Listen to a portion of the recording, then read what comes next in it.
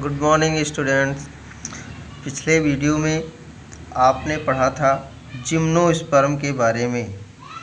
आज आप पढ़ेंगे एंजियोस्पर्म यानी कि आवृतबीजी पौधों के बारे में। हमने आपको जिम्नोस्पर्म में बताया था कि जिम्नोस्पर्म यानी नग्नबीजी पौधे होते हैं। कहने का मतलब यह है कि उनका बीज यानी कि सीड नेकेड होता है, यानी कि फ्रूट के अंदर कवर्ड नहीं होता। आवृतबीजी पौधे यानी इनका जो सीड है ये सीड कवर्ड होता है किससे? फ्रूट वाल से। फ्रूट या वाल या फल भित्ति से कवर्ड होता है, यानी कि आवृतबीजी पौधों में आकर के फल का निर्माण होता है। अब हम बात कर लेते हैं, इनका जो मुख्य पौधा होता है वो जिम्नोस्पर्म की तरह ही स्पोरोफाइट होता है। स्पोरोफाइट का मतलब ये भी स्पोर का प्रोडक्शन करेंगे या बीजाणु बनाएंगे। स्पोरोफाइट रूट, स्टेम और लीव्स में डिफरेंशिएटेड होता है, यानी कि जड़, तना एवं पत्ती में भिन्नित होता है। आप अपने चारों तरफ मैक्सिमम प्लांट एंजियोस्पर्म के ही देखते हैं जिनमें फ्लावर का डेवलपमेंट स्पष्ट रूप से दिखाई देता है।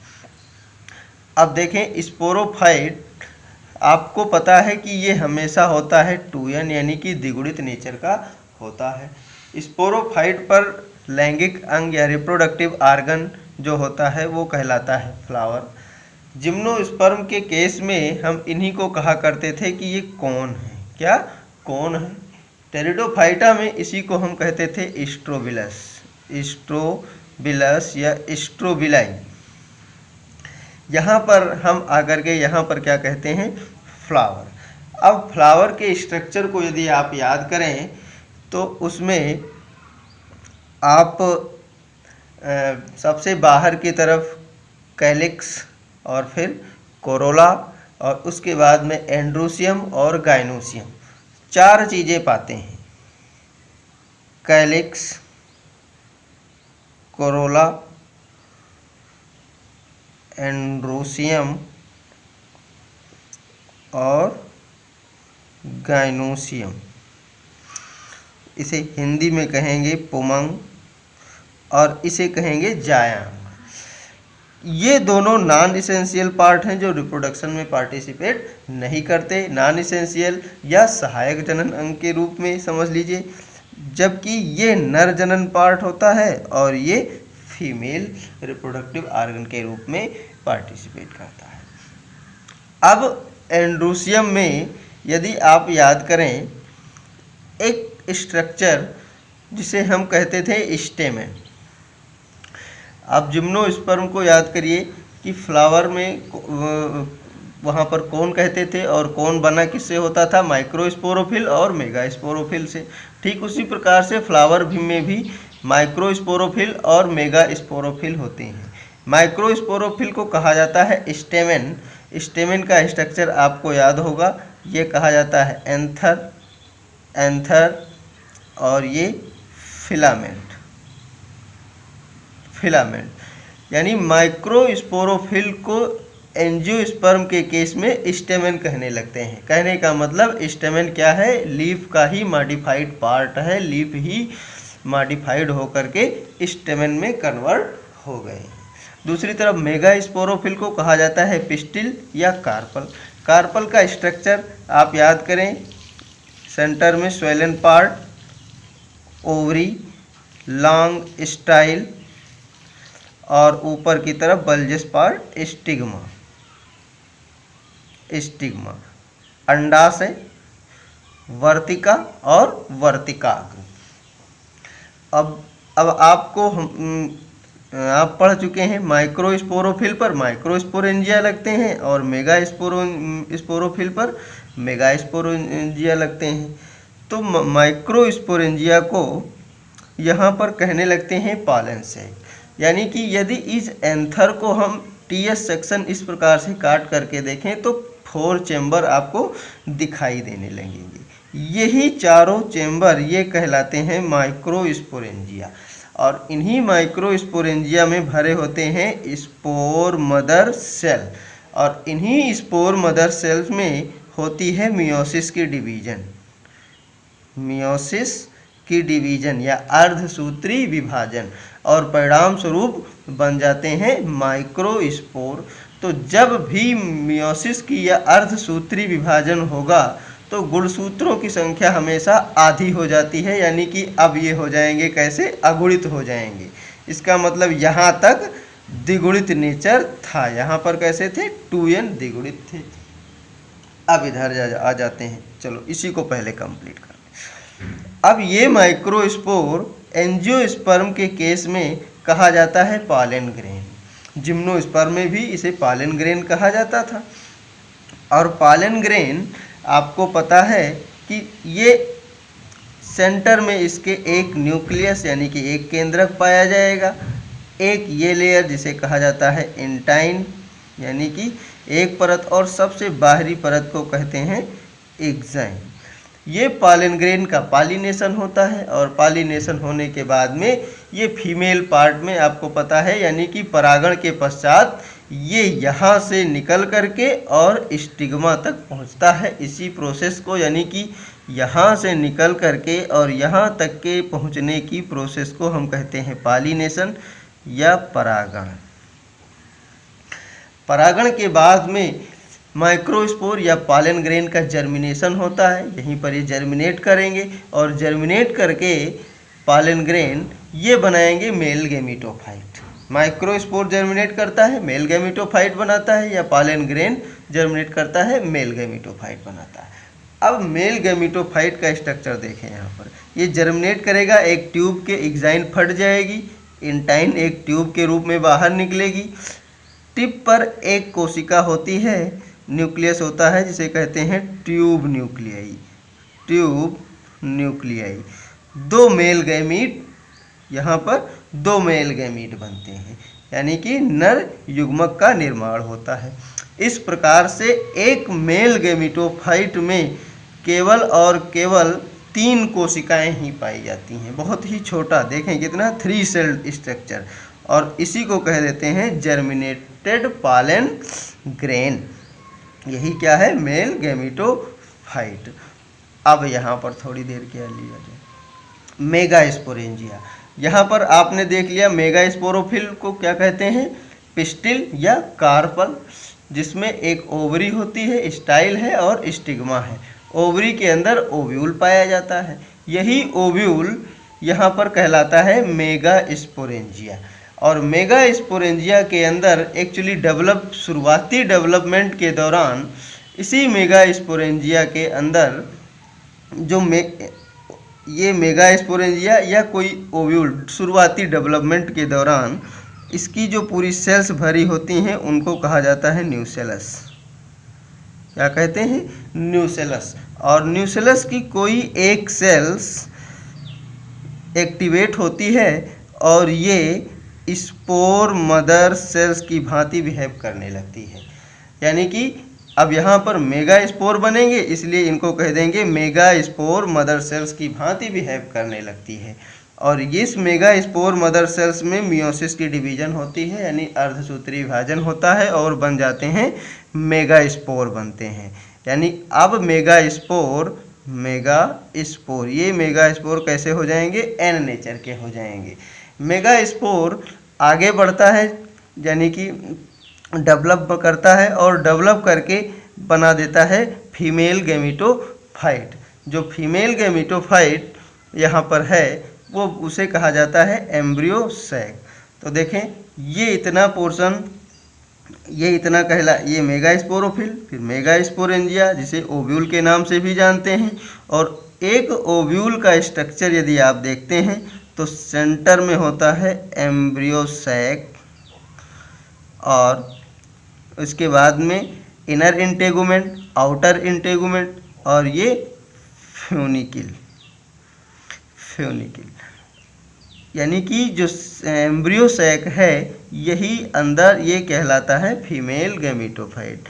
फीमेल गैमेटोफाइट कौन सा है यहाँ पर, एम्ब्रियो सैक या भ्रूण कोश के नाम से जाना जाता है।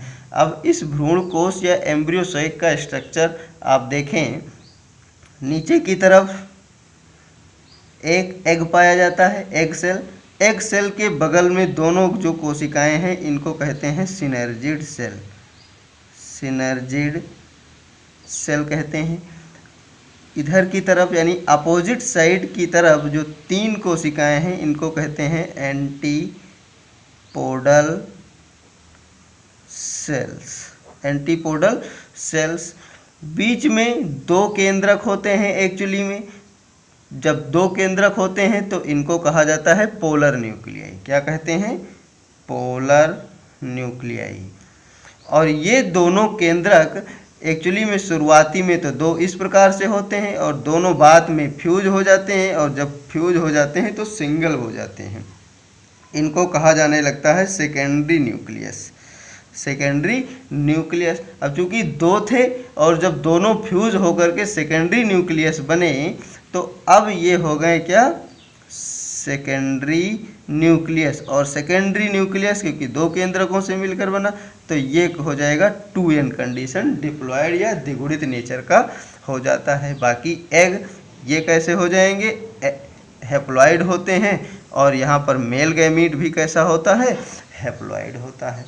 देखें यहाँ ध्यान देने योग्य बात है बच्चों कि एक यहाँ पर 2 मेल गैमीट बन रहे हैं, तो 2 मेल गैमीट में से एक मेल गैमीट का फर्टिलाइजेशन हो जाता है एग से और बना देते हैं जाइगोट। ये जाइगोट 2n यानी डिप्लॉयड नेचर का होता है। और दूसरा मेल गैमीट जाकर के सेकेंडरी न्यूक्लियस से इससे फ्यूज कर जाता है, और सेकेंडरी न्यूक्लियस से फ्यूज करने के बाद में बन जाता है PEN, primary endosperm nucleus. Hindi में इसे कहते हैं प्राथमिक भ्रूण पोष केंद्रक। ये प्राथमिक भ्रूण पोष केंद्रक यानी कि जो दूसरे मेल गैमीट और सेकेंडरी न्यूक्लियस के फ्यूजन से बना हुआ है, ये वृद्धि करके भ्रूण पोष या एंडोस्पर्म का निर्माण करता है।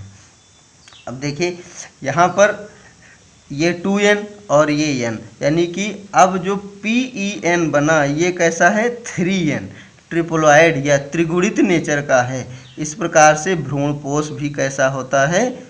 3n या ट्रिप्लॉयड त्रिगुणित नेचर का होता है। जिम्नोस्पर्म में आप याद करिए कि जब वहाँ इंडोस्पर्म बनता था तो वो इंडोस्पर्म हैप्लॉयड या अगुणित नेचर का होता था।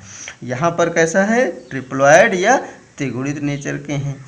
तो ये जो यहाँ पर एक मेल गैमीट और एक फीमेल गैमीट का फ्यूजन होता है इसको कहा जाता है ट्रू फर्टिलाइजेशन, ट्रू फर्टिलाइजेशन, या इसी को कहते हैं सिनगैमी। दूसरी तरफ जो दूसरा मेल गैमीट और सेकेंडरी न्यूक्लियस से फ्यूजन होता है और प्राइमरी इंडोस्पर्म न्यूक्लियस बनता है, इसको कहा जाता है ट्रिपल फ्यूजन या त्रिसंलयन, ट्रिपल फ्यूजन, या इसे कहेंगे त्रिसंलयन।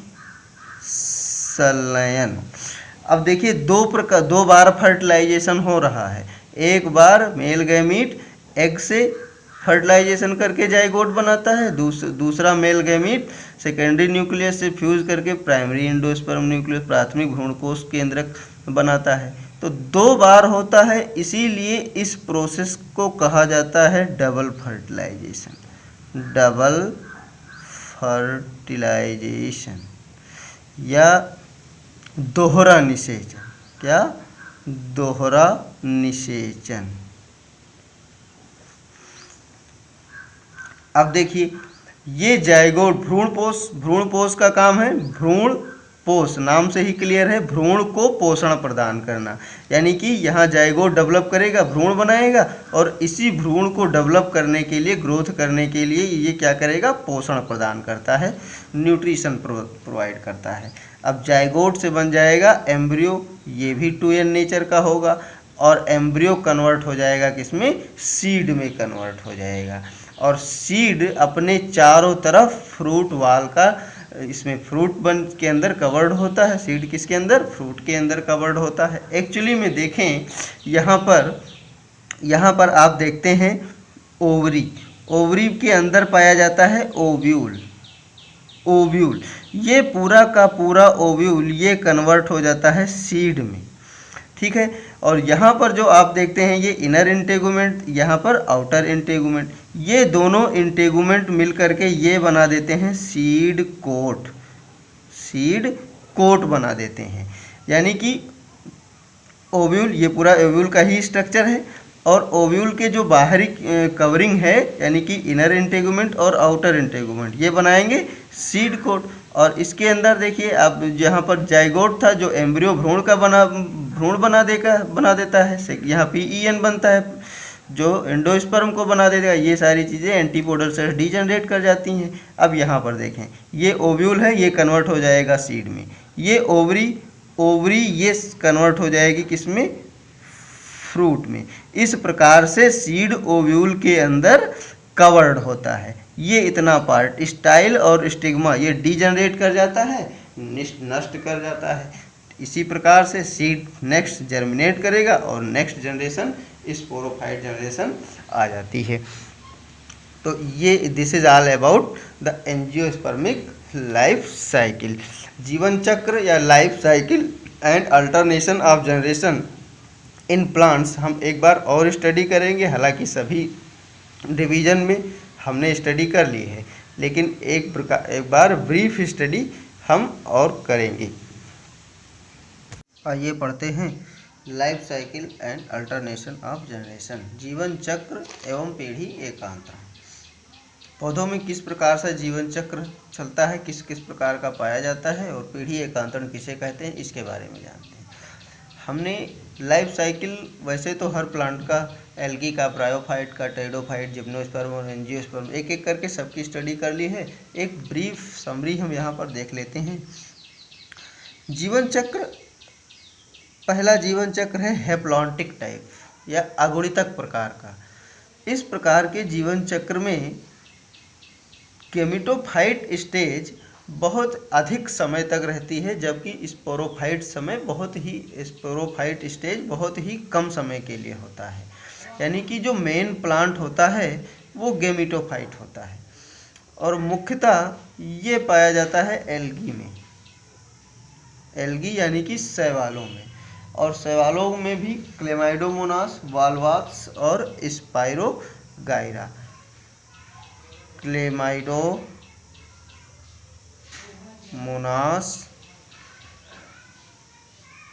वाल्वाक्स, स्पाइरोगाइरा, आप 3 एग्जाम्पल याद कर लें। वैसे अधिकतर शैवालों में हैप्लॉन्टिक प्रकार का जीवन चक्र पाया जाता है। कहने का मतलब इनका जो मुख्य पौधा होता है जिन्हें आंखों से देखा जाता है वो गेमेटोफाइट होता है। इसका मतलब यह है कि वो गेमेटोफाइट है तो वो एन नेचर के हैं, यानी कि अगुणित हैं, और वो क्या बनाते हैं? गेमीट बनाते हैं। गेमीट बनाने के बाद में मेल गेमीट बनेगा, फीमेल गेमीट बनेगा, दोनों का फर्टिलाइजेशन होता है और फिर बनता है जाइगोट, यानी कि 2n कंडीशन आती है। जाइगोट जैसे ही बनता है, इस जाइगोट में तुरंत ही मियोसिस डिवीजन हो जाती है, यानी कि अर्धसूत्री विभाजन हो जाता है। और अर्धसूत्री विभाजन के परिणाम स्वरूप बन जाते हैं स्पोर्स। और ये स्पोर्स आपको पता है अर्धसूत्री विभाजन के बाद बने हैं, इसलिए ये कहलाएंगे एन या अगुणित प्रकार के स्पोर। अब ये स्पोर्स जर्मिनेट करके गेमेटोफाइट बना देते हैं। अब देखिए यहाँ पर अगुणित स्टेज यानी एन स्टेज ज़्यादा समय तक रहती है और 2n स्टेज केवल जाइगोट तक ही सीमित है, और इसी जाइगोट को हम कहते हैं यहाँ पर स्पोरोफाइट। स्पोरोफाइट का प्रतिनिधित्व कौन करता है? केवल और केवल सिंगल सेल्ड जाइगोट, एक ही कोशिका जाइगोट करती है। इसलिए क्योंकि डिप्लॉयड स्टेज या द्विगुणित स्टेज बहुत कम समय तक रहती है और अधिकतर समय गेमेटोफाइट या अगुणित स्टेज होती है, इसीलिए इनको कहा जाता है हैप्लॉन्टिक प्रकार का लाइफ साइकिल। दूसरा पढ़ते हैं diplontic type of life cycle. आप जिम्नोस्पर्म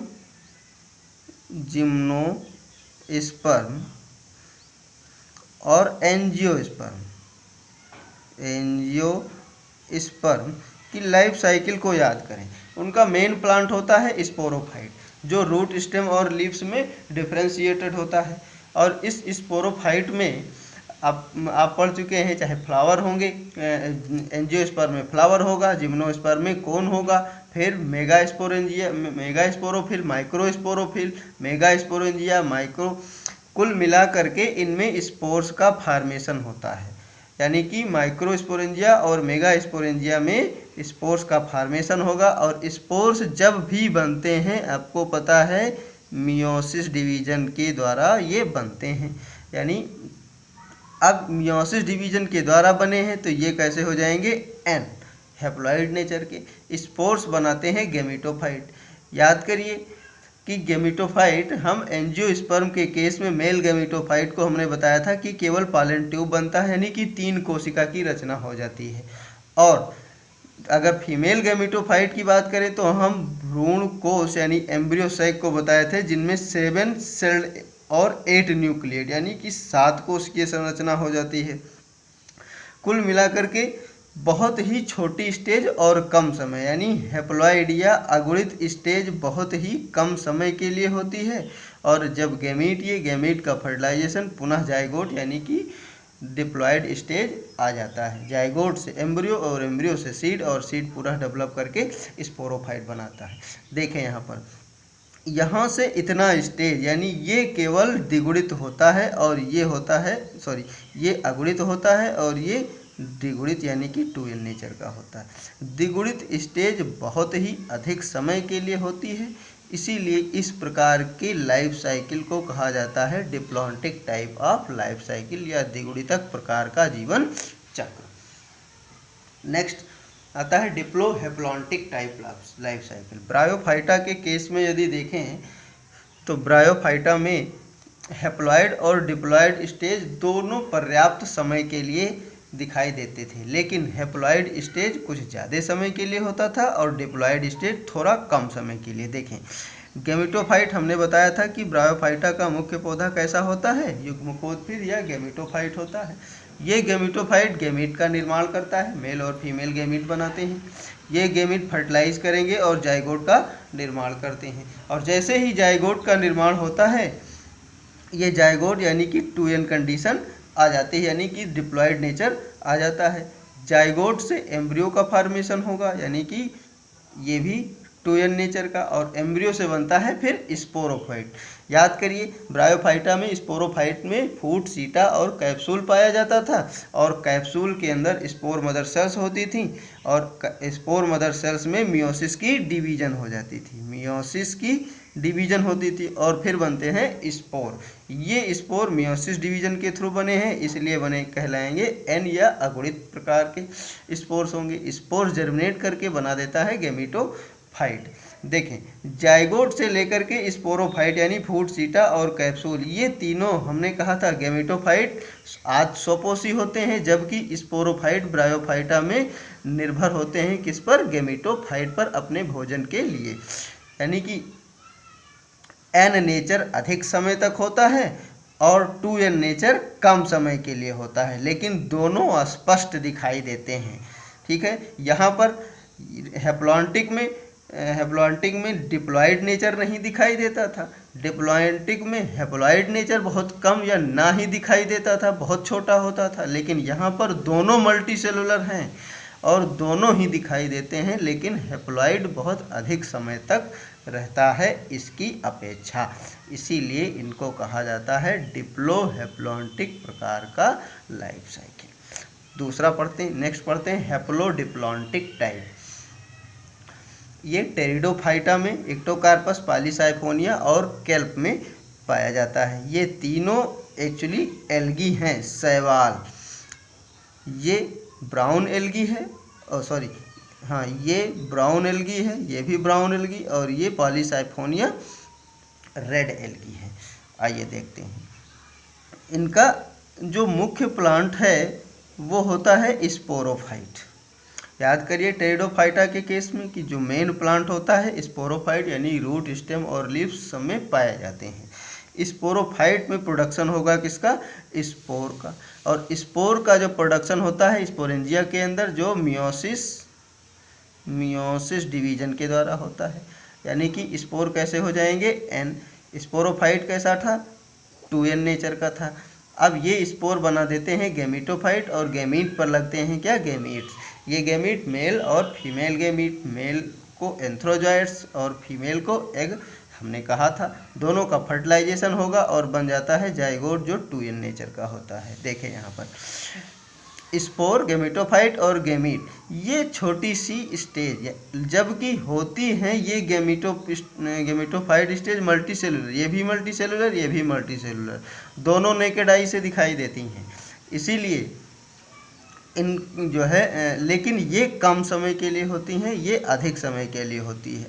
स्पोरोफाइट स्वपोषी होती हैं, ये गैमेटोफाइट स्पोरोफाइट पर परपोषी होते हैं।